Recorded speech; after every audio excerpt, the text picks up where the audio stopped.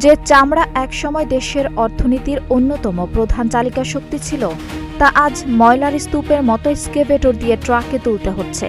লাখ লাখ টাকা মূল্যের কোরবানির চামড়া এখন মাটিতে পুঁতে ফেলার কিংবা ডাম্পিং ইয়ার্ডে ফেলে দেওয়ার মতো করুণ পরিণতি বরণ করছে।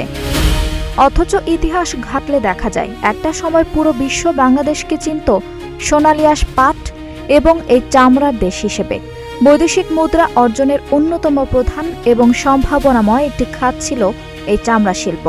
কিন্তু দুঃখজনক হলেও চরম সত্য যে বছরের পর বছর ধরে চলা অব্যবস্থাপনা, সঠিক ও দীর্ঘমেয়াদী পরিকল্পনার অভাব এবং কিছু স্বার্থান্বেষী ব্যবসায়ী চক্রের গড়ে তোলা দুষ্টু সিন্ডিকেট এই সম্ভাবনাময় খাতকে ক্রমান্বয়ে ধ্বংসের মুখে ঠেলে দিয়েছে।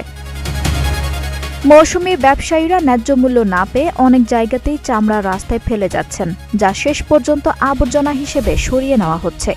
নেটিজেনরা বলছেন, একটি জাতীয় সম্পদ এভাবে চোখের সামনে নষ্ট হয়ে যাওয়া শুধু অর্থনৈতিক ক্ষতিই নয়, বরং রাষ্ট্রীয় নীতি ও নজরদারির দুর্বলতাকেও স্পষ্ট করে তোলে। এই দুষ্টু চক্র ভেঙে চামড়া শিল্পকে না বাঁচাতে পারলে দেশ অচিরেই একটি বড় রপ্তানি খাত চিরতরে হারাবে।